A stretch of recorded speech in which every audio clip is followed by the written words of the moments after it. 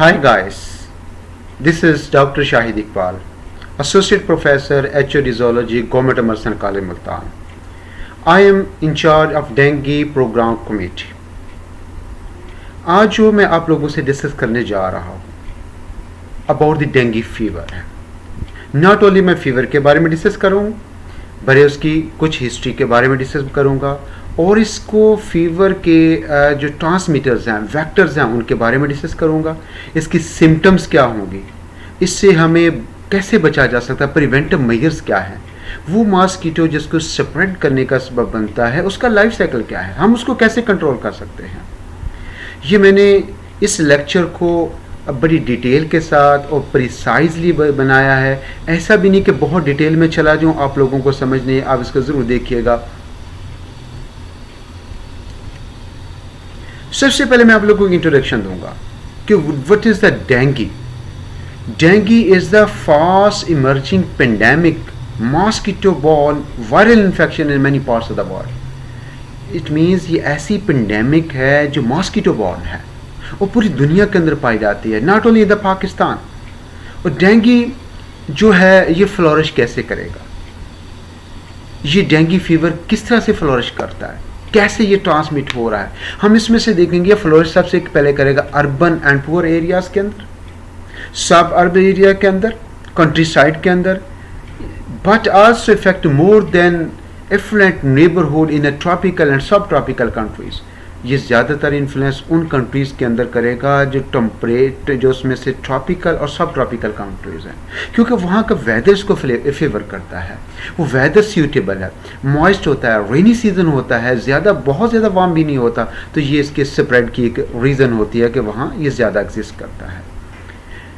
अब इसमें severe flu like illness है, जैसे कि आजकल कोरोना है, लेकिन वो एक अलहदा फैक्टर है, इसमें फ्लू लाइक इसकी इलनेस होगी, some time causing potentially lethal complication, जिसको सीवियर डेंगू भी कहा जाता है। अगर नॉर्मल देखा जाए फ्लू लाइक है, जब इसकी कॉम्प्लिकेशन ज़्यादा सीवियर हो जाती हैं जिसको सीवियर डेंगू कहा जाता है। सीवियर डेंगू के अंदर you can see here severe bleeding होगी, ऑर्गन इम्पेयरमेंट होगा, ऑर्गन के अंदर प्रॉब्लम आना शुरू हो जाए, जैसा कि लीवर है, किडनीज है, और प्लाज्मा ब्लड कैपरी से निकल कर बाहर आना स्टार्ट हो जाएगा। This incidence of the dengue has increased 30-fold over the past 50 years. ये इसका इंसिडेंस है, putting almost half of the world's population at risk. और दुनिया की आधी पॉपुलेशन इसकी वजह से रिस्क के ऊपर है। Up to 50 to 100 million infections are now estimated to occur annually in over 100 endemic countries. इसका मतलब ये हर पूरी दुनिया में है, लेकिन हर एक मुल्क के अंदर नहीं है। जिसका क्लाइमेट फेवर नहीं करता वहाँ पर ये मॉस्किटो सर्वाइव नहीं करता, ये डेंगू पेंडेमिक वहाँ पर नहीं होगा। इसमें अफ्रीकन कंट्रीज़ हैं, अमेरिकन्स हैं, ईस्टर्न मेडिट्रेनियन है, साउथ ईस्ट एशिया है, West Pacific region, American South East Asia, Western Pacific region are the most seriously affected regions of the world. Severe dengue को प्रीवियसली हीमोरेजिक फीवर कहा जाता था। इसको first 1950s के अंदर during the dengue pandemic recognise किया गया। Haemorrhagic fever था, यानी ऐसा टेम्परेचर होता, ऐसा बुखार हो जाता जिसके बॉडी के various part like the nose bleeding start हो जाती। इसको 1950s में फिलिपाइन के अंदर और थाईलैंड के अंदर इसको सबसे पहले रिकग्नाइज किया गया। टुडेज जो जिन कंट्रीज़ को ये ज़्यादा इफेक्ट करता है वो एशियन है, लेटिन अमेरिकन्स हैं, और इनकी वजह से इन कंट्रीज़ के अंदर लीडिंग कॉज हॉस्पिटलाइजेशन है। Death among the children and the adult in this region वो बहुत ज़्यादा है। पाकिस्तान के अंदर हम इसमें देखेंगे, हमारा फोकस इसमें हमारी कंट्री के ऊपर रहेगा। This outbreak was first reported on 8 July 2019 by the Khyber teaching hospital in the Peshawar KPK। ये WHO की ये रिमार्क्स है। ये डेंगू फीवर पहले भी था, लेकिन इसका जो आउटब्रेक हुआ वो 2019 के अंदर, ये 8 जुलाई 2019 में KPK में हुआ। ये मेरी अपनी तरफ से वर्डिंग नहीं है, ये WHO की फाइंडिंग है। उन्होंने कहा ये इससे पहले भी एग्जिस्ट करता था, लेकिन आउटब्रेक की फॉर्म में ये एग्जिस्ट नहीं करता था। From 8 July to 12 November 2019 total 7,120 confirmed cases of dengue fever ये पाकिस्तान में रिपोर्ट हुए. All the provinces of the Pakistan, including 75 death reported from the 4 provinces KPK, Punjab, Balochistan, Sindh, Islamabad and AGK. इन सारे एरियाज के अंदर 75 डेथ भी रिपोर्ट की गई. Epidemiology, there is a spread in the control of disease. Risk factor influenced by the local spatial variation of, यानी local factor इसकी spreading के अंदर रोल प्ले करते हैं. वो रेनफॉल हो सकता है, रेनफॉल ज़्यादा है इसका स्प्रेड ज़्यादा, टेम्परेचर कम है इसका स्प्रेड ज़्यादा, बहुत ज़्यादा कम नहीं मॉडरेट होगा. इसके साथ relative humidity, degree of urbanisation, quality of the vector control services in the urban areas. Before 1970, only 9 countries had experienced severe dengue epidemics. 1970s के अंदर 9 countries थे just. One recent 2013 estimate indicate that 390 million dengue infection occurs every year. 2012 की एक study बताती है prevalence of the dengue estimates that 3.9 billion people in 128 countries. वो इस dinghy fever की वजह से, इस डेंगी वायरस की वजह से वो रिस्क के ऊपर है. No case are currently reported from the sub Saharan Africa और द ईस्टर्न मेडिटेरेनियन रीजन, वहाँ पर इसका कोई केस रिपोर्ट नहीं हुआ. इसमें डेंगी वायरस के बारे में थोड़ा सा डिस्कस करूँ. जो डेंगी वायरस को डेन वायरस भी कहा जाता है, इसकी 4 डिस्टिंक्ट सीरोटाइप्स हैं. इसमें den 1, den 2, den 3 and the den 4, ये डेंगी वायरस की 4 डिफरेंट सीरोटाइप्स हैं. सीरोटाइप्स हम इसको कहा जाता है कि ये माइक्रो ऑर्गेनिज्म किसी भी ऑर्गेनिज्म की बॉडी के सीरम के अंदर इसको रिकग्नाइज किया जाता है.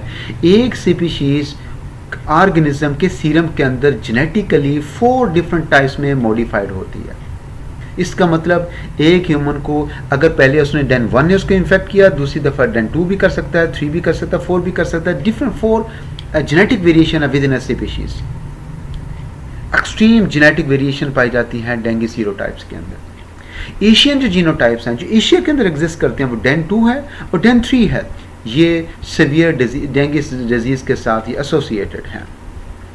अगर इसके थोड़ा सा मॉर्फोलॉजी के बारे में देखता है, इसकी एक मेम्ब्रेन एम प्रोटीन पाई जाती है. This is called the M protein. ये एम प्रोटीन इसमें से एग्जिस्ट करती है और ये इंपॉर्टेंट है in the formation and manufacturing the virus particle के बनाने में ये की रोल प्ले करती है. एक ई प्रोटीन है जिसको इनवेल प्रोटीन कहा जाता है. ये एक डाइमर प्रोटीन है. ये मिच्योर वायरल पार्टिकल के ऊपर पाई जाती है जो कि किसी भी होस्ट सेल के ऊपर अटैचमेंट की रिस्पॉन्सिबल होती है. अगर इसके जीनोम को देखा जाए जो कि आरएनए है, 11,000 basis of positive single standard RNA है. और जो सिंगल स्टैंडर्ड आरएनए है ये कोड्स करता है 7 प्रोटीन्स को. इसमें जो 3 प्रोटीन है वो स्ट्रक्चर प्रोटीन है और जो 7 प्रोटीन्स हैं वो नॉन स्ट्रक्चर प्रोटीन कहलाती हैं जिसकी ये कोडिंग कर रहा है.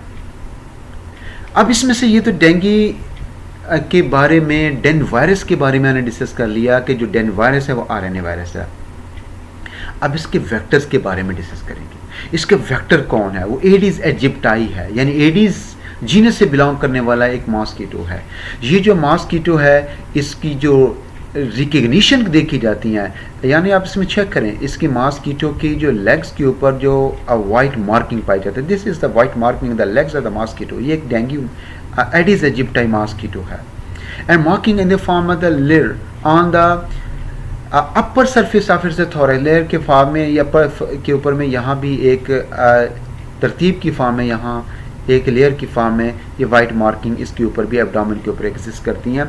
ये एक एडिस एजिप्टाई है जिसको हम देखकर रिकग्नाइज कर सकते हैं. ये जो मॉस्किटो है ये इसका मॉर्फोलॉजी क्या है, आम बंदा इसको रिकग्नाइज कर सकता है कि ये इसकी शेप है. ये मॉस्किटोज जो हमारी लोकेलिटी में मॉस्किटो एग्जिस्ट करते हैं उसकी डिफरेंट टाइप्स हैं. इसमें देखिए क्यूलेक्स है, ये मॉस्किटो का भी बिल्कुल इसी तरह, लेकिन इसके लेग्स के ऊपर वो वाइट मार्किंग नहीं है जैसे उसके अंदर, लेकिन है बहुत इसके एब्डोमेन के ऊपर पाई जाती हैं लेकिन उसका पैटर्न नहीं है. ये एडिस एल्बोपिक्टस है, ये एक दूसरी स्पीशीज है जो कि ये डेंगू काज करने का सबब बनती है. ये इसकी शेप भी उसी से रिजेंबल करती है. एक अदर स्पीशीज है, ये फीमेल एनोफ्लीज है. जो फीमेल एनोफ्लीज है ये मॉस्किटो भी ह्यूमन को बाइट करता है, बट इनकी मॉर्फोलॉजी डिफरेंट है। हम इजीली रिकॉग्नाइज कर सकते हैं ये एडीज है, क्यूलेक्स है, या उसमें से एनोफ्लीज है। यहाँ से जब मॉस्किटो किसी दीवार के ऊपर किसी जगह बैठता है, इसके बैठने से आप रिकॉग्नाइज कर सकते हैं ये मॉस्किटो कैसा है, उसके स्टाइल से पता चल सकता है। अगर एनोफ्लीज होगा उसके बैठने का ये स्टाइल है, अगर इसमें से मेल का फीमेल या दोनों के स्टाइल में वेरिएशंस पाए जाते हैं। अब इसमें यह है एडीज बिल्कुल साथ ऐसे बैठता है, उसके बिल्कुल अगर कहीं ग्राउंड के ऊपर किसी वाल के ऊपर बैठेगा उसके साथ चिपट कर बैठेगा। जो क्यूलेक्स है ऐसे नहीं, ये तकरीबन 45 के एंगल के ऊपर बैठता है। इनको देखकर हम आइडिया ले सकते हैं कि ये मॉस्किटो एडीज है, क्यूलेक्स है या एनोफ्लीज है। इसके देखने पर हम आइडिया ले सकते हैं, हमें दूर से पता चल सकता है। डेंगू वेक्टर मॉस्किटो बेसिकली दो हैं इसके, Aedes aegypti, majorly Aedes aegypti जो मॉस्किटो है ये इसके वेक्टर के तौर पे काम करता है, इसका ट्रांसमीटर है, इसका कैरियर है। एडीज एल्बोपिक्टस ये भी डेंगू काज करता है, डेंगू फीवर का सबब बनता है, ये डेंगू वायरस को कैरी करता है, लेकिन ये लेस एक्सटेंट तक है। The viruses are passed on to the human through the bites infected female Aedes mosquito. Remember one thing, female mosquito bite करते, मेल मॉस्किटो बाइट नहीं करता। मेल प्लांट के सेप के ऊपर डिपेंड करता है, लेकिन फीमेल बाइट करती है ह्यूमन के लिए, क्योंकि उसको एग्स ले करने के लिए ह्यूमन के ब्लड से स्पेसिफाइड प्रोटीन रिक्वायर्ड है जिसको एल्ब्यूमिन कहा जाता है। ये ट्रांसमिट कैसे होगा? अगर फीमेल मॉस्किटो किसी ऐसे पर्सन को ये इन्फेक्टेड है जिसके अंदर ये पाए जाते हैं, वो किसी ऐसे पर्सन को बाइट कर रही है, तो ये जो कि नॉर्मल है, हेल्दी है, तो उसको अपना ये फीमेल उस एडीज को ये डेंगू वायरस को ट्रांसमिट कर देगी। ये मॉस्किटो ये मुख्तलिफ डिजीज़ के ट्रांसफ़र करने के, मुख्तलिफ वेक्टर को ट्रांसफ़र करने के रिस्पॉन्सिबल हैं।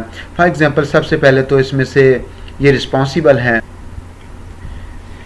चिकुनगुनिया, ये भी इसके एक वेक्टर है, ये उसको ट्रांसफ़र करने के रिस्पॉन्सिबल है, जिसकी वजह से बॉडी के ऊपर रैश आ जाते हैं, फीवर हो जाता है, हेडेक, जॉइंट पेन होने लग जाता है। येलो फीवर के भी यही मॉस्किटो ट्रांसमिटर है एडीज, ये इसमें fever, jaundice, muscle pain, vomiting start हो जाती है। जिका वायरसेस के बारे में आपने सुना होगा, ये उसके भी ट्रांसमिटर है, उसमें फीवर, रैश, आई, रेडनेस और जॉइंट के ऊपर पेन स्टार्ट हो जाता है। अब ये ट्रांसमिशन है, अब देखें, चेक करें, विच मेनली रिक्वायर्ड वायरल, ये जब उसमें ब्लड को फीड करेगा, ये देखें, लुक हियर, ये क्या करता है, ये इसमें से एंटीकोएगुलेंट को डालता है।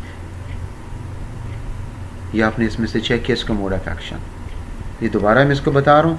ये देखिए इन्फेक्टेड मॉस्किटो है, इस इन्फेक्टेड मॉस्किटो ये फीमेल है, ये इसके अंदर उसमें डेंगू वायरस पाया जाता है। ये वायरस किसने ये पेनिट्रेट किया, सबसे पहले इसमें एंटीकोएगुलेंट इसके अंदर डाला ताकि ब्लड कोएगुलेट ना करो।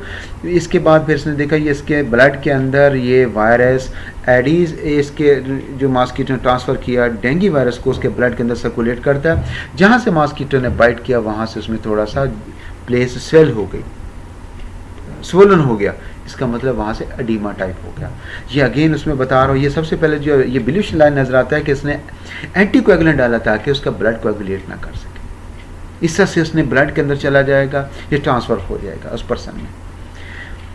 सबसे पहले इसमें होगा mosquito infection, mosquito taken blood from the person with acute dengue, ये इसने इसके पर्सन को बाइट किया इस मॉस्किटो ने। फिर एक्सट्रिंसिक इंक्यूबेशन होगी, viruses infect the mosquito midgut and eventually travel to the salivary gland, usually 8 to 10 days तक उसके salivary gland में रहेगा, उसके midgut से ट्रांसफ़र करता हुआ उसके salivary gland तक चला जाएगा। फिर ह्यूमन इन्फेक्शन क्या करेगा, one mosquito can infect the several human, एक सेवरल ह्यूमन को ट्रांसफ़र कर सकता है। अब इंट्रिंसिक इंक्यूबेशन है कि अगर जब इसने ह्यूमन को बाइट कर लिया 4 to 7 डेज तक किसी किस्म के सिम्टम्स नहीं होगी, 4 to 7 डेज के बाद उसमें से सिम्टम्स डेंगू की रिप्रेजेंट होनी स्टार्ट हो जाती हैं। अब ये देखें ये कैसे इसमें से उसको बाइट करते हैं, ये देखें ये मॉस्किटो सरफेस से बैठा है, ये देखो पेनिट्रेट करने की कोशिश कर रहा है, उसकी ब्लड वेसल को कैप्चर करने की कोशिश कर रहा है, ये उसके अंदर पेनिट्रेट इसने कर लिया, ये अपना प्रोबोसिस जो उसका स्टाइलेट्स है उसके अंदर इंटर करने की कोशिश की। अब सबसे बड़ी बात है, इसको कैसे पता चलता है कि मेरा होस्ट कहाँ है, मैंने किसको बाइट करना है। ह्यूमन ज़रूरी है लेकिन कैसे फाइंड करेगा, इसके पास पार्टिकुलरली इसके पास कुछ मैकेनिज़्म है। जो ह्यूमन बीइंग्स हैं, जो उसमें से मैमल्स हैं, उनकी बॉडी से पार्टिकुलर केमिकलोमिड्स होते हैं, उसमें ammonia, carbon dioxide, lactic acid and octenol, ये उसके स्वेटिंग के थ्रू बॉडी से बाहर निकलते हैं। जब उसकी बॉडी से ये सब्सटेंसेस बाहर निकलते हैं, कार्बन डाइऑक्साइड उसकी बॉडी से बाहर निकलती है, अमोनिया उसके बाहर निकलता है, लैक्टिक एसिड बाहर निकलेगा, ये मॉस्किटो रिकग्नाइज कर लेता है, कीमो रिसेप्टर के तौर पर स्मेल आ जाती है, आइडिया ले लेता है कि उसको पता चल जाता है कि मेरा होस्ट कहाँ पर है, मैंने कहाँ जाना है, तो डायरेक्टली वहाँ पर चला जाता है। फिर इसको ये कैसे पता चलेगा कि यहाँ पर ब्लड वेसल, इसने अपना स्टाइलर वहीं पर पंक्चर करना है। आपने देखा होगा जहाँ पर ये बैठता है अपने प्रोबोसिस को, अपने स्टाइलर्स को ऐसे मूव करता रहता है, जहाँ से उसमें से जहाँ ब्लड गुजर रहा होगा वहाँ से हीट बाहर निकलती है, वो सेंस कर लेता है कि यहाँ से हीट निकलती है, कि यहाँ से must be here blood vessel, तो अपने प्रोबोसिस को के ज़रिए स्टाइलर को पेनिट्रेट कर देता है उस ब्लड वेसल्स के अंदर। इस तरह से उसको आइडिया होता है। फीडिंग टाइम जो एडिस एजिप्टाई का है, डॉन एंड डस्क है, इंडोर घरों में ये फीड करता है, बेसिकली शेडी एरियाज़ के अंदर प्लेस करता है। अगर वेदर क्लाउडी होता है तो पूरा दिन उसमें से फीड करता रहता है, किसी भी टाइम इन्फेक्शन का खतरा होता है कि ह्यूमन को किसी वक्त ये बाइट कर सकता है। फ्लाइट कैसे करेगा? अगर ये उड़ रहा है तो हमें कैसे पता चलेगा ये फ्लाइट कर रहा है? ये वो एडिस एजिप्टाई, ये मॉस्किटो है, ये एडिस जीनस से बिलोंग करता है। एडिस एजिप्टाई जो क्योंकि बेसिकली आबादी के करीब रहता है, जिन घरों के पास ये इनके लार्वी बाहर निकलते हैं तो सारी लाइफ वहीं पर गुजार देता है। इस उन रेजिडेंशियल एरियाज़ के अंदर वहाँ पर रहेगा, वहीं पर ह्यूमन को इन्फेक्ट करेगा। यूजुअली इनका इसमें से क्या करेगा, ये जो एवरेजली इसमें जो फ्लाइट करता है ये 400 मीटर तक ये फ्लाइट करता है। ये इसकी बेसिकली फ़्लाइट का पैटर्न दिया हुआ है, और ये इसमें से एक एडिस फीमेल है, ये उसमें से इस तरह से उसके अंदर फ्लाइट करती है, तो ऐसा आइडिया लिया जा सकता है। इसकी ब्रीडिंग कैसे होगी? मॉस्किटो प्रेफर करता है ब्रीडिंग स्टेगनेंट वाटर के अंदर, यानी ऐसा पानी जो चल नहीं रहा, ऐसा पानी जो खड़ा हुआ है, जैसा कि फ्लावर वेज है जिसको हम ताज़ा फ्रेश वाटर देते हैं, या अनकवर्ड बैरल्स हैं, जैसे जो चैनल्स हैं, वाटर चैनल है जहाँ से पानी बहता है, अगर वो पानी वहाँ रुक जाता है, वो कवर्ड नहीं है, वहाँ पर भी अपने एक्सलेस कर सकते हैं। इसमें बकेट्स हैं, वहाँ भी कर सकता है। डिस्कार्डेड टायर्स हैं, अगर उसके अंदर पानी खड़ा है तो वहाँ भी ये कर सकता है। ये मोस्ट डेंजरस एरिया, या remember one thing very important ये एक बात है कि wet shower floor and the toilet tanks, वहाँ पर ये इसका फेवरेट एरिया जहाँ पर ये अपने एग्स लेस करता है, जो कि हमेशा वेट रहता है। हमने अपने घरों में कभी इस चीज़ की केयर नहीं की। It allows the mosquito to breed in the residence, जहाँ से रेजिडेंशियल एरिया जहाँ ह्यूमन है वहीं पर ये इसमें से ब्रीड करेगा, ताकि ह्यूमन्स को अप्रोच करना, उसको फाइंड करना ईजी हो जाए। लाइफ साइकिल में क्या होगा, जो विद इन द मॉस्किटो जो वायरस इन्फेक्ट करता है मॉस्किटो की गट, मिड गट के अंदर चला जाएगा। सब्सिक्वेंटली वहाँ से 8 to 12 डेज़ के बाद वहाँ कहाँ चलता है, सेपरेट हो जाता है, सैलिवरी ग्लैंड्स की तरफ चला जाता है। आफ्टर इंक्यूबेशन पीरियड्स के बाद उसने अपने इन मॉस्किटो, अपने ऐसे डेंगू वायरस को जो उसके सैलिवरी ग्लैंड्स के अंदर चला गया, अपने प्रोबोसिस के ज़रिए और फीडिंग के ज़रिए डायरेक्टली उस ह्यूमन के अंदर उसने ये इंजेक्ट कर दिया। इमेच्योर स्टेजेस ये अपनी गुजारता है वाटर फिल्ड हैबिटाट्स के अंदर, मोस्टली आर्टिफिशियल कंटेनर हैं, closest with human dwellings and offer indoor, वहाँ पर अपनी इमेच्योर स्टेजेस को ये गुजार रहा है। Eggs after taking blood meal, female Aedes aegypti averagely 100 से लेकर 200 एग्स पर बैच, यानी एक दफ़ा ये एग ले करता है। यानी एक इसके एग लेस करने का मतलब है आज इसने एग्स लेस करने, जितनी भी एग्स लेस करेगा ये उसका सिंगल बैच होगा। 100-200 एग्स ले करेगा। जब तक ये ब्लड नहीं लेगा उतनी देर तक ये एग ले नहीं कर सकती female 5 batches egg during the life time produce करती है, यानी एक बैच में 100-200 एग्स हैं। अपनी लाइफ टाइम के अंदर ये टोटल 5 बैचेस एग्स के प्रोड्यूस कर सकते हैं। नंबर ऑफ एग्स डिपेंड करता है, 100 होंगे, 200 होंगे, 150 होंगे, कितने होंगे डिपेंड करता है साइज ज़्यादा ब्लड मील कि उसने ब्लड मील कितना लिया, उसके अंदर एल्ब्यूमिन कितनी थी, उसके ऊपर डिपेंड करेगा ये एग्स कितने प्रोड्यूस करेगी। और इसके एग्स लेस करती हैं अपने सेपरेटली, सारे एग्स एक जगह लेस नहीं कर सकती, सारे एग्स एट ए टाइम भी प्रोड्यूस नहीं करती। एग्स लेस करते हुए थोड़े थोड़े डिस्टेंस के ऊपर ये एग्स लेस कर देगी, क्योंकि किसी ना किसी एग को तो सर्वाइव करने का चांस मिलेगा। अगर एक ही जगह होंगे तो सारे के सारे मर सकते हैं, इस वजह से थोड़े थोड़े एग्स सिंगल बैच में सेपरेट कर देती है। ताकि उसमें कुछ ना कुछ तो उसमें से हैच हो जाए। अगर एग्स को हम रिकग्नाइज कैसे करेंगे, हमें कैसे पता चलेगा ये इसमें एडिस के एग हैं? ये स्मूथ होंगे, लॉन्ग होते हैं, ओवाइड शेप में होते हैं, रफली 1 मिलीमीटर लॉन्ग होते हैं, जैसे डायग्राम में नजर आता है। जैसे ये फर्स्ट लेस करते हैं तो इसकी अपीयरेंस वाइट होती है, विद इन अ मिनट ये ब्लैकिश हो जाते हैं, शाइनी ब्लैक हो जाते हैं। ये इसके एग्स हैं, ये शाइनी ब्लैक हो इसमें से हो जाएंगे। वार्म क्लाइमेट्स के अंदर इसके जो एग्स होंगे वो डेवलप हो जाएंगे, एज लिटिल एज 2 डेज़ के अंदर वो उसमें लार्वी बना लेंगे। अगर वेदर फेवर नहीं करता, उसमें कूलर टेम्परेचर क्लाइमेट है, टेम्परेट क्लाइमेट होगा, इसकी डेवलपमेंट एग्स की जो हैचिंग होगी, डेवलपमेंट होगी, वो 1 वीक भी ले सकती है। Laid eggs can survive very long period in a dry state. अगर उसको पानी नहीं मिलता, पानी में तो एग्स लेस कर दिया, पानी ड्राई कर दिया आपने, लेकिन एग्स तो वहां पर पड़े हैं, वो एग्स वहां पर more than 1 year dry state के अंदर भी सर्वाइव करने की कैपेसिटी रखते हैं। अगर उनको ड्राई सीजन के बाद जब जैसे ही पानी मुयसर आएगा फौरन उसकी हैचिंग हो जाएगी, जिस वजह से इस डेंगू वायरस का कंट्रोल थोड़ा सा मुश्किल हो जाता है, क्योंकि 1 ईयर तक एग पड़े रहे हैं, 1 ईयर तक एग उसमें से पड़े रहेंगे। और एग पड़े रहने की वजह से में क्या होगा, जैसे ही थोड़ा सा पानी मिला फौरन उसके एग होकर उसने मॉस्किटोस में से निकला, जिस तरह से मॉस्किटो को कंट्रोल करना थोड़ा सा मुश्किल होता है। Larvae feed on organic particles matter, जो पानी के अंदर उसमें से पाए जाएंगे। एल्जी है जो माइक्रोस्कोपिक ऑर्गेनिक, जैसे स्टैग्नेंट वाटर है, ट्यूबवेल के हाउस के अंदर देखें जो पानी होता है वहाँ पर इसके लार्वी होंगे, वो यकीनन उसके अंदर फीड करेंगे। एल्जी भी बॉटम पर होगी, माइक्रो ऑर्गेनिक बॉटम होगा, उस पानी के बॉटम में जाकर फीड करेंगे। अगर वैसे ये सरफेस के ऊपर रहते हैं, अगर इसको डिस्टर्ब कर दी जाए ये सडन बॉटम तक चले जाते हैं, तो इस वजह से इसको कैप्चर करना थोड़ा सा मुश्किल हो जाता है। अगर टेम्परेचर कूल होता है, Aedes aegypti remain in the larval stage for months so long as the water supply is sufficient। उतनी देर तक जब वाटर सप्लाई उसको सफिशिएंट हो जाती है, उतनी देर तक ये वाटर मिल्क तक पड़ा रहेगा, तो ये महीने तक भी लार्वा स्टेज में रहती है। अगर लार्वा बन गया, पानी ख़त्म हो गया, तो ये डेड हो जाएगा, ये सर्वाइव नहीं कर पाएगा।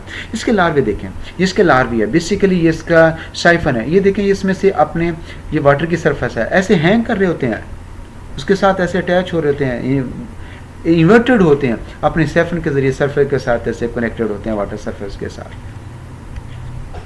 जिसका लाइफ साइकिल है, female mosquito lay eggs in a container that hold water, इसमें एग्स आ जाएंगे, eggs within a few days to month when covered with the water. इसके बाद ये लार्वी बनेंगे, larvae will live in the water, the development of the pupa in as few as 5 days में ये pupa बन जाएगा। फिर इसमें के बाद ये प्यूपा है, pupa lives in the water, they develop into the adult mosquito, fly mosquito 2 to 3 days. ये सारी इसके प्रिवेंटिव मेजर्स हैं। एक्सलेस किए पहले एक्स को कंट्रोल किया जाए कि क्या एक्स के लिए वो जगह ही ना प्रोवाइड की जाए कि जिसकी वजह से एक्सलेस कर सकेंगे। अगर एक्स आ गए, उसकी हैचिंग होगी, तो उसके लार्वी का कंट्रोल कर दिया जाए कि फौरन उसमें वाटर को ड्राई कर दिया जाए, ताकि अगर लार्वी निकलें, लार्वी इसके डेड हो जाए। अगर लार्वी उसमें से सर्वाइव करेंगे तो उसमें से 5 दिन के बाद लार्वी ने प्यूपा में चेंज हो, प्यूपा सडनली 2 to 3 डेज के अंदर उसमें फुल मॉस्किटो में चेंज हो जाएगा, जो कि वहाँ से एस्केप कर जाएगा, फिर ये अपने काबू में नहीं आएगा। इसके देखें ये लार्वी है, एनोफ्लीज के ये इसमें से एग्स हैं, इसकी शेप ऐसी है, एडिस के है इसकी शेप ऐसी, क्यूलेक्स की आप रिकग्नाइज कर सकेंगे, आप देखकर आइडिया ले सकते हैं कि ये इसमें किसके है। ये इसमें एग्स हैं, ये इसका लार्वी है, ये इसका लार्वी है, ये लार्वी ऐसे रहेगा, इसका लार्वी वर्टिकल 90 के एंगल पे हैंग कर रहा होता है। ये इसके प्यूपेरियल स्टेज एक जैसी है, ये फीमेल है, ये एनोफ्लीज के देखें ये तकरीबन 45 के एंगल के ऊपर है, और ये तकरीबन पैरेलल साइल के ऊपर। इसे आइडिया ले लेते हैं कि ये मॉस्किटो कौन सा होगा। अब दूसरे स्टेप की तरफ चलते हैं कि व्हाट आर दी सिम्टम्स, कि इसके सिम्टम्स क्या होंगे, इसकी सिम्टम्स क्या हैं, इसकी अलामात क्या है, इससे हम आइडिया ले लेंगे ताकि हमें पता चल जाए इसके अलामात, इसको रोकथाम कैसे किया जाएगा।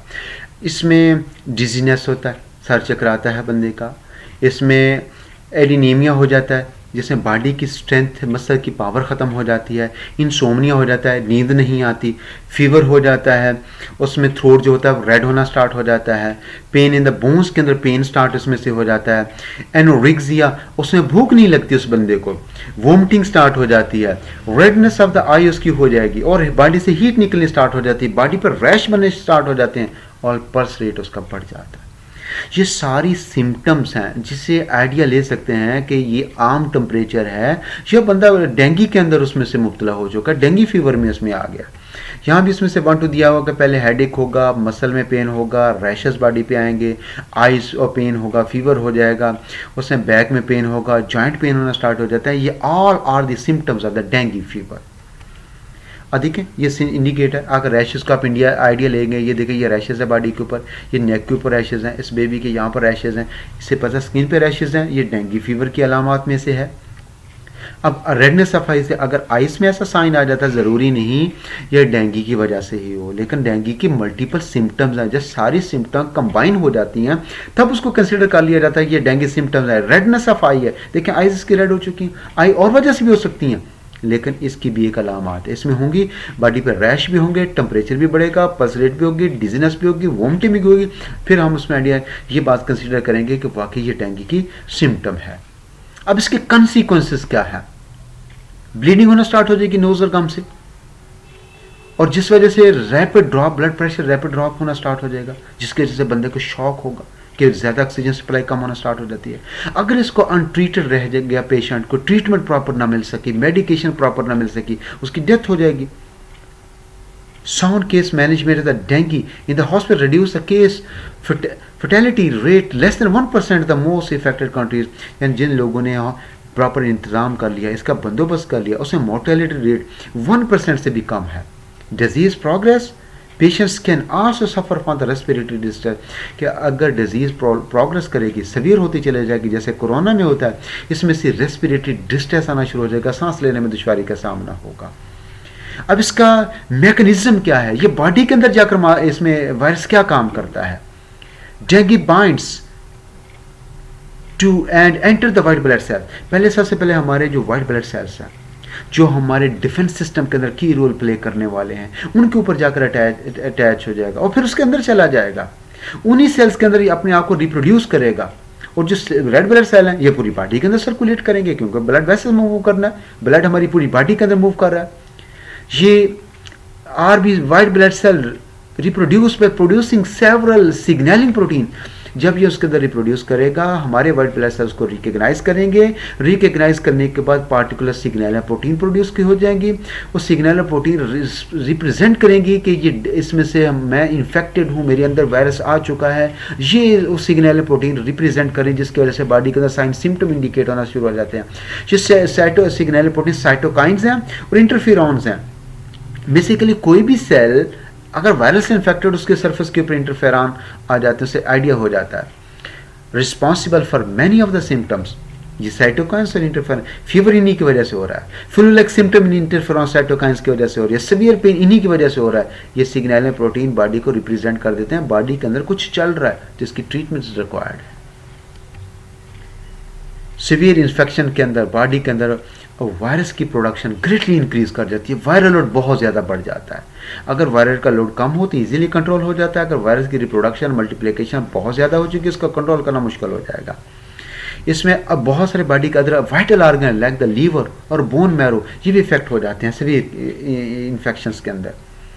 इसमें ब्लड स्ट्रीम से जो ब्लड वेसल्स हैं वो पोरस हो जाएंगे, उसके पोर्स बड़े हो जाएंगे, तो ब्लड कैपिलरी से ब्लड का प्लाज्मा लीक होना स्टार्ट हो जाएगा, वो ब्लड बॉडी के सेल्स के अंदर भरना स्टार्ट हो जाएगा।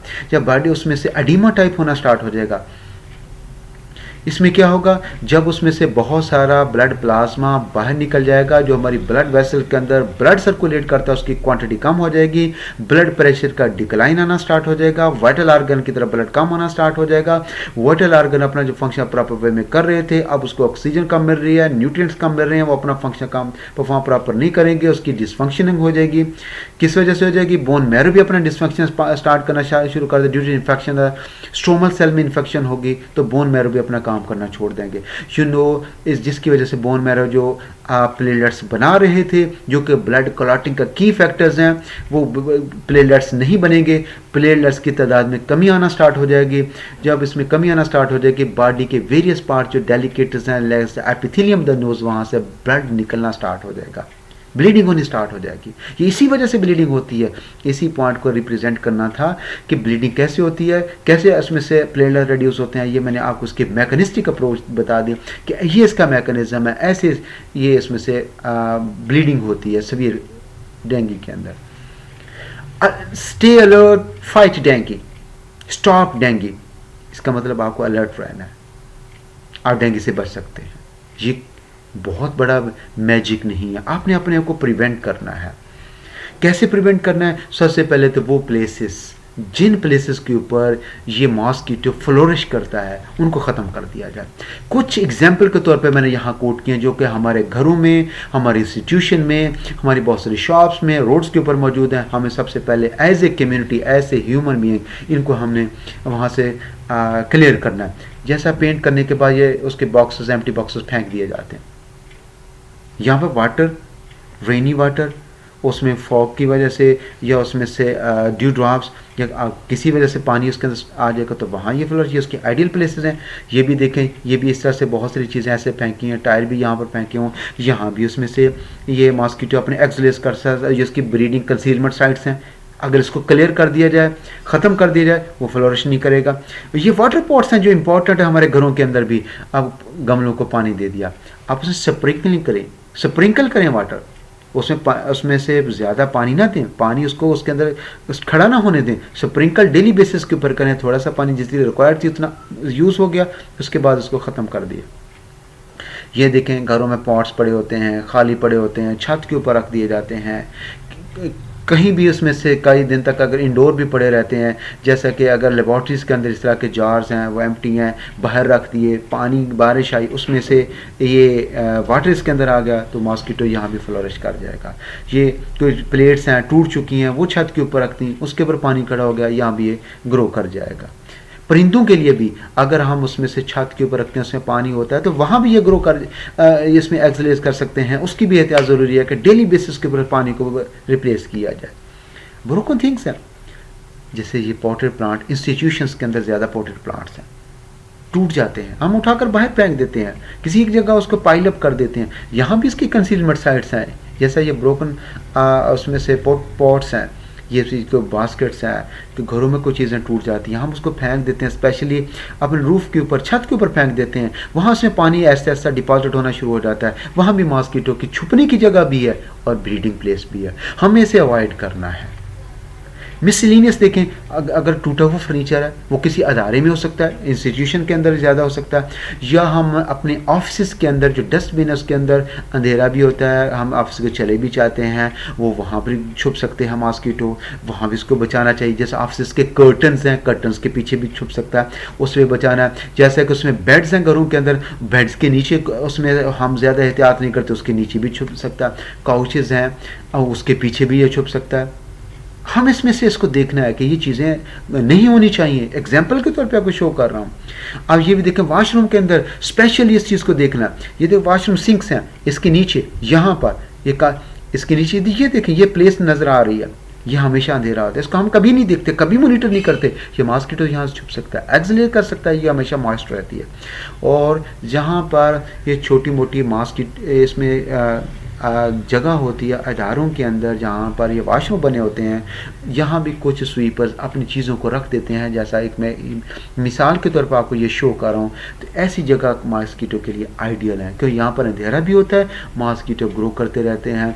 हमें इससे बचने के लिए इन जगहों को क्लियर करना, साफ़ करना हमारे लिए ज़रूरी है। ये भी एक एग्जांपल है, ट्रैश वगैरह कहीं पड़ा घरों में, इदारों में, किसी भी जगह रोड के ऊपर इसको क्लियर करना ज़रूरी है। ये भी इसमें ट्यूबवेल हाउस है, देखें ये ट्यूबवेल है, घरों में हो फसल, क्योंकि ज़्यादा उन एरिया में रहेगा जो एरिया इंसानी आबादी वाले हैं। बहुत ज़्यादा विलेजेस में जाकर उन फार्म लैंड्स के ऊपर नहीं होगा कि जहाँ पर ह्यूमन नहीं रहता, उसको फूड नहीं मिलेगी। घरों में देखें, अब यहाँ से ये ट्यूबवेल हाउस है, यहाँ से मॉस्किटो ग्रो कर सकता है। ये लेबॉर्ट्री से फेंक के बाहर जार हैं, इसके अंदर पानी खड़ा है, यहाँ भी कर सकता है। ये टूटे हुए टायर हैं, जैसे कि टायर को पंक्चर लगाते हैं, अगर उसके अंदर पानी कई दिन तक पड़ा रहता है तो वहाँ पर ये ग्रो कर जाएगा, वहाँ पर भी ये प्रोलिफरेट कर जाएगा। फॉर गॉड सेक इनको हमें क्लियर करना है, इसको क्लीन करना है। वैसे भी सफाई निस्फ अमान है, अतहूर शत्रुल ईमान, ये सफाई ईमान का जुज़्व है, हिस्सा है उसका। हमें सफाई अगर करेंगे तो ऐसी प्रॉब्लम कभी भी हमारी लाइफ में नहीं आ सकती। हम इससे प्रिवेंट कर सकते हैं, इससे बच सकते हैं। ये तो हमारी ईमान, अगर हम अपने दीन के इन असूलों को फॉलो करते हैं तो कभी इस पेंडेमिक का, कभी इसका आउटब्रेक हो ही नहीं सकता। अगर खुदा ना खास्ता इसके अंदर वाटर ट्यूबवेल तो चलाना है, घर है, फार्मलैंड है, अदारों में बेसिकली ऐसे होता है, उसमें क्या किया जाएगा, इसके अंदर जहाँ पानी खड़ा है, खड़े पानी में एक्सरसाइज कर सकती हैं आप। इसके ऊपर एक कैरोसिन का एक उसमें से ढक्कन के अंदर ले लें आयल, उसके अंदर स्प्रिंकल कर दें, वो वाटर के ऊपर एक फिल्म बना लेगा, ऑक्सीजन की सप्लाई कट ऑफ हो जाएगी, जितने भी उसके लाभ भी होंगे वो किल हो जाएंगे। ऐसा नहीं करना कि हर एक जो वाटर चैनल है वहाँ पानी खड़ा है तो उसके ऊपर हमने कैरोसिन फेंक देना है, क्योंकि वो बर्ड्स भी वहाँ पर उस वाटर को अगर पी लेंगे तो उनकी वजह से उसकी डेथ भी हो सकती है। इस चीज़ को भी देखना है। अगर आप ऐसा नहीं कर सकते, जो उसमें हौज है उसको कवर्ड कर दें। अब मिसलिनियस में देखें, जैसे ये बात बता दी है, ये कुछ चीज़ें घरों में इधर उधर जो बच जाती हैं हम उठाकर बाहर फेंक देते हैं, किसी ट्रैश में फेंक देते हैं, छत पर फेंक देते हैं, लॉन में फेंक देते हैं, वहाँ भी ये ग्रो कर जाएगा, मॉस्किटो हो जाएगा। ये देखें यहाँ से एक गटर है, ये थोड़ी सी स्पेस आपको यहाँ से नज़र आती है, इसके अंदर छुपने की आइडियल प्लेस है इसकी। ये छुप जाएगा, बैठ जाएगा, ये बंदों को नज़र नहीं आएगा, रात को ये निकल आएगा, तो लिहाजा इसको भी छुपाना ज़रूरी है। ये एक वाटर चैनल के ऊपर एक उसमें से पुली बनी हुई है, इसके नीचे भी है, आपने इसको भी देखना है, इसको भी कवर करना है। अब इसमें वासा मेन होल है, क्योंकि ये तो हमारा बेसिक प्रॉब्लम है। जब भी रेनी सीजन आता है इसमें पानी बाहर निकलता है। वासा मेन होल का मतलब यह है कि यहाँ से ब्रीड तो नहीं कर पाएगा, क्योंकि ये स्टेगनेंट और फ्रेश वाटर में करता है, बट यहाँ से छुप तो सकता है। हमें इसको वहाँ से देखना है, ये पानी यहाँ पर मौजूद है, इस पानी ये पानी भी यहाँ से वासा की जो मेन पाइपलाइन सप्लाई वाटर की घरों को सप्लाई देती है, जिसको पानी हम पीते हैं, अगर कहीं से लीकेज है वहाँ पे ग्रो कर जाएगा। अब यहाँ से देखें, यहाँ भी छुप सकता है, ऐसी जगह के ऊपर यहाँ भी छुप सकता है।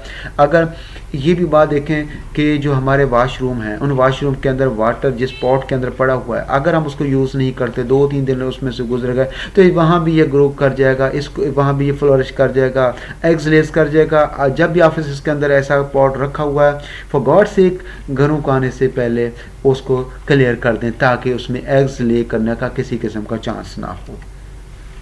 ये टायर फ्रीक्वेंट है, नज़र आते हैं, ये बहुत से रोड्स के ऊपर लोग फेंक देते हैं, छतों के ऊपर फेंक देते हैं, इसमें पानी भी खड़ा हो जाता है, ब्रीड भी करते हैं, कंसील भी करते हैं, प्रोटेक्टिव साइट्स भी हैं, तो इनको भी हमने प्रॉपर वे में इसकी डंपिंग करनी है। ऐसे हम इसको स्प्रेड करके नहीं फेंक देना जिससे डेंगू पेंडेमिक का सामना करना पड़े। ये एक अदर इम्पॉर्टेंट थिंग्स है, इलेक्ट्रिक कूलर और वाटर कूलर, लाहौरी कूलर जो यहाँ एग्जिस्ट करता है, नज़र आते हैं। ये हमारे अदारों के अंदर ही ऐसा होता है। अब देखें, बच्चे उसमें से वाटर ड्रिंक करते हैं, वाटर स्प्रिंकल हो जाता है, फर्श उसका वेट हो जाता है। ये आइडियल प्लेस है कि मॉस्किटो यहाँ से एक्सलेस करते हैं। अब जब ये इदारा बंद होना है, अब उसमें से बेहतर है उस वाटर को ड्राई करके आए। अब इससे इलेक्ट्रिक कूलर का जो इसका डिस्पोजल है वो प्रॉपर होना चाहिए। अगर प्रॉपर नहीं होगा, वाटर यहाँ कांस्टेंट खड़ा रहेगा, कांस्टेंट यहाँ से उसे इस मॉस्किटो की जो ग्रोथ है, उसकी जो पॉपुलेशन है, यहाँ से उसको ज़्यादा स्प्रेड होगी। हमें इसको देखना है। देखिए यहाँ इसके अर्द का पानी आपको नज़र आता है। जब भी इदारे के अंदर हम बैठे हैं, हम उसको देखेंगे कि हमारे उस डिपार्टमेंट के अंदर जहाँ पर ऐसे वाटर कूलर अवेलेबल हैं, उसमें कहीं वाटर तो नहीं खड़ा हुआ, उसकी प्रॉपर क्लीनिंग हो रही है, उसका प्रॉपर डिस्पोजल हो रहा है। अगर नहीं हो रहा, फॉर गॉड सेक उसको देखें। अगर इसके बाद जैसे बच्चे हैं, ग्लास को उसने वॉश करना है, बेसिकली डर्ट हो सकती है उसके ऊपर, इसके साथ एक छोटी सी बास्केट रख दें, ताकि हाथ मुंह अगर किसी ने धोना है या ग्लास धोना है तो उसका वाटर उसके अंदर हो, ताकि जब वहाँ से आने लगें ऑफिस क्लोज करें और पानी को बाहर फेंक दें। ये कूलर भी है, ये भी ऑफिस में लगे होते हैं, इसके अंदर भी इसका प्रॉब्लम हो सकता है, घरों में भी इसमें से हो सकते हैं। ये पानी अक्सर इसके अंदर खड़ा रहता है, हम इसको क्लियर नहीं करते, डेली बेसिस पे चेंज नहीं करते, कभी चले गए, कभी चलाया, कभी ना चलाया, तो ये भी मॉस्किटो की ब्रीडिंग की आइडियल प्लेस है। और हमेशा ये प्लेस वहाँ पर होगी जहाँ पर ह्यूमन है, क्योंकि कूलर ऐसी जगह तो नहीं लगाया जाता जहाँ पर पानी की रिक्वायरमेंट ना। प्रिवेंशन हमें क्या करनी है, नेक्स्ट स्टेप की तरफ चलते हैं। वियर लॉन्ग स्लीव्ड क्लॉथ्स, यानी पूरी स्लीव शर्ट पहननी है, ऐसा ना हो कि हाफ स्लीव आपने पहनी हो, लॉन्ग ट्राउजर कि जिससे बॉडी एक्सपोज ना हो रही हो। मॉस्किटो नेट को यूज़ किया जाए रात को सोते हुए। इसके अलावा मॉस्किटो रिपेलेंट को यूज़ किया जाए, इंसेक्टिसाइड को भी यूज़ किया जाए, या परमेथ्रीन है ये मॉस्किटो, ये इंसेक्टिसाइड, इसको यूज़ किया जाए ताकि मॉस्किटो किल हो जाए, उसका स्प्रेड ना हो सके। ये मॉस्किटो नेट्स हैं, रात को बच्चे जब सोते हैं तो उसके ऊपर इस तरह से लगा दी जाए, आप खुद भी उसके अंदर लेट सकते हैं क्योंकि मॉस्किटो बाइट ना कर सकें। अब इसके एंटी डेंगू स्प्रे भी ज़रूरी है क्योंकि अगर फॉगिंग उसमें करी जाएगी, ये फॉगी स्प्रे है, ऑफिस के अंदर, घरों के अंदर, शॉप्स के अंदर अगर ऐसा करेंगे तो डेंगू बिल्कुल वहाँ पर स्प्रेड नहीं कर पाएगा। मॉस्किटो, क्योंकि ये मॉस्किटो से लिंक्स है, मॉस्किटो को कंट्रोल कर लिया, डेंगू कंट्रोल कर लिया। एक पर्सन से दूसरे पर्सन से ट्रांसमिट नहीं होता है जैसे कोरोना होता है, बट ये ट्रांसफ़र होगा अगर एक पर्सन को है, उसको मॉस्किटो ने, फीमेल ने बाइट किया, फिर उस मॉस्किटो ने किसी हेल्थी ह्यूमन को बाइट किया, तब ट्रांसफ़र होता है। एक दूसरे के पास बैठने से ऐसा नहीं होता। प्रिवेंशन में मॉस्किटो कंट्रोल करने the best method for disease prevention, सबसे बेस्ट मेथड ये है कि मॉस्किटो को कंट्रोल कर लिया जाए तो डेंगू ऑटोमेटिकली इसमें से कंट्रोल हो जाएगा। सेकेंडली, जो एडिस एजिप्टाई है, इसका लाइफ साइकिल बहुत शॉर्ट है, 2 से लेकर 4 हफ्ते तक है, यानी 15 दिन से लेकर 1 महीने तक इसका लाइफ, इसकी ज़्यादा देर भी सर्वाइव नहीं कर पाता। इसके एग्स जैसे बता दिए वो 1 ईयर तक सर्वाइव कर सकते हैं, वायबल हो सकते हैं, हमें उन एग्स को वहाँ से किल करना होगा। अब इसमें से allow the mosquito to re emerge after a cold winter और द ड्राई स्पेल, ये भी देखना है कि अगर खुदा ना खास्ता मौसम गर्म था, मौसम अचानक ठंडा हो गया, या उसके बाद जो ड्राई स्पेल आएगा उस वक्त इसका आउटब्रेक ज़्यादा होगा क्योंकि इसके जो एग्स बड़े हो गए, पूरी सर्दी उसने बर्दाश्त की होगी, उसको फ़ौरन वार्म स्पेल मिलेगा, उसको थोड़ा सा वाटर मिलेगा, फ़ौरन रैपिडली उसमें से एग्स में से मॉस्किटो के लार्वे निकलेंगे। उस वक्त हमें इसको कंट्रोल करना ज़रूरी है। जैसा कि मार्च, आप इसमें देखें सर्दियों के बाद नवंबर दिसंबर है, उसके बाद देखें फरवरी मार्च, ये सीज़न जो आते हैं पाकिस्तान, तो उस वक्त इसका आउटब्रेक ज़्यादा हो सकता है, तो वहाँ कंट्रोल किया जा सकता है। इसके अलावा एक उसमें से मेडिसन है, इसमें एक तो पैरासीटामोल इसमें से बहुत इफ़ेक्टिव है, इसमें एसिटामिनोफेन ये भी इसमें से ज़्यादा इफ़ेक्टिव है। ये 2 इसमें से मेडिसन है, ये ज़्यादा इफ़ेक्टिव है इसको प्रिवेंट करने के लिए। Instead of this Dengvaxia registered Sanofi Pasteur ने ये एक वैक्सीन डेवलप किया 2017 में, और उसको 18 कंट्रीज में इसको ट्रायल भी करवाया। अब इसकी वैक्सीन को कैसे यूज़ करना है, 3 डोजेज ऑफ वैक्सीन की रिक्वायर्ड है। हर एक डोज के बाद, इस डोज को शॉट्स कहते हैं, 6 महीनों के बाद उसमें से एक शॉट दे दिया जाए, यानी 3 डोज इसके रिक्वायर्ड हैं। एक शॉट जो देना है वो 6 महीने के गैप से देना है। मई 2019 Dengvaxia was approved by the US Food and the Drug Administration in the United States for use in the children and 9 to 16 year old। America ने भी 2019 में उसको प्रूव कर दिया कि उसमें 9 to 16 year old हैं, उसके अंदर इस वैक्सीन का इस्तेमाल किया जाए। ये डिस्कवर हो चुकी है, बट हमारे पास अभी तक ये नहीं है पहुंची। इसी के बहुत ही इंटरेस्टिंग इसमें ये फैक्टर है, आपको पता होना चाहिए कि इंटरनेशनल जो anti dengue day virus celebrate किया जाता है वो 15 जून है, वहाँ इसको मनाया जाता है, ऑब्जर्व किया जाता है 15 जून को एवरी ईयर। ये एक बड़ा रिसर्च है, बड़ी फनी, वेरी इंटरेस्टिंग। ये एक्टा ट्रॉपिका में पब्लिश हुआ है, एल्सवियर इसके हैं पब्लिशर्स हैं, ये देखें 2009 जून 2009 के लेटेस्ट रिसेंट रिसर्च है। टॉपिक है electronic song scary monster and the nice sprites reduces the host attack and the mating success in the dengue vector Aedes aegypti। इसमें ये बात होती है कि अगर ये सॉन्ग मैं आपको अभी चलाकर दिखाता भी हूँ, ये उसमें से जो म्यूज़िक है, इस म्यूज़िक को चलाने से जो डेंगू है उसकी जो जैसे ये मेटिंग हो रही है, मीटिंग नहीं कर पाएगा, उसकी मीटिंग डिले हो जाएगी और वो मॉस्किटो अपने होस्ट को ईजीली जल्दी से इसको बाइट नहीं करेगा। ये वो उसका फैक्टर है जो साइंसदानों ने अपनी रिसर्च से ज़्यादा किया कि आप इस म्यूज़िक को चला दें, चलाकर सोचें कि मॉस्किटो अपनी मस्ती में चला जाएगा, जैसे हम स्नेक के आगे बीन बजाते हैं, वो अपने महवियत में चला जाता है, तो मॉस्किटो महव हो जाता है, वो अपनी मीटिंग करना भूल जाता है। मीटिंग नहीं करेगा, एग्स प्रोड्यूस नहीं होंगे, तो उसका आगे उसकी तादाद नहीं बढ़ सकेगी। वो ह्यूमन को बाइट नहीं करेगा, ह्यूमन को बाइट नहीं करेगा तो डेफिनेटली वो उसका स्प्रेड नहीं हो सकेगा। अब मैं आपको इसका म्यूज़िक सुनाता हूँ कि कैसे इसका म्यूज़िक होगा।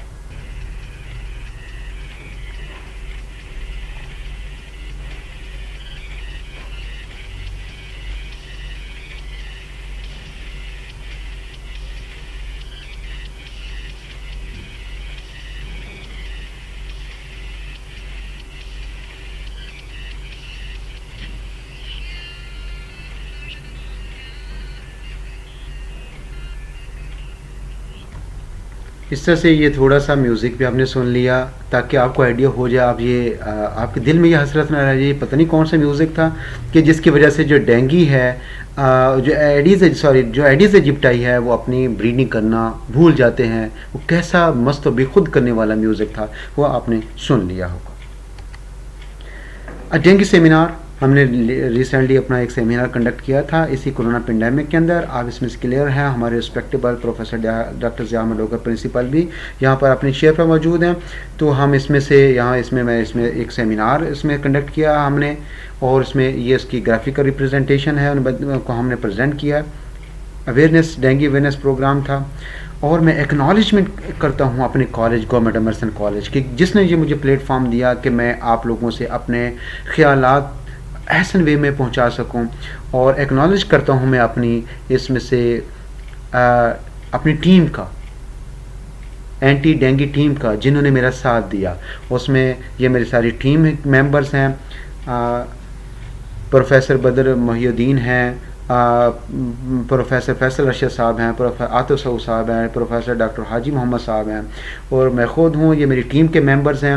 मैं इनको एक्नॉलेज करता हूँ कि इन्होंने मुझे ये अपॉर्चुनिटी दी कि मैं इस लेक्चर को मैं ख़ुद रिप्रेजेंट करूँ।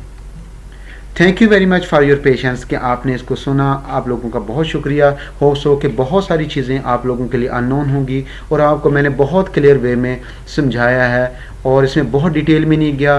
उम्मीद है कि आप लोग इस पर अमल भी ज़रूर करेंगे। Thank you very much.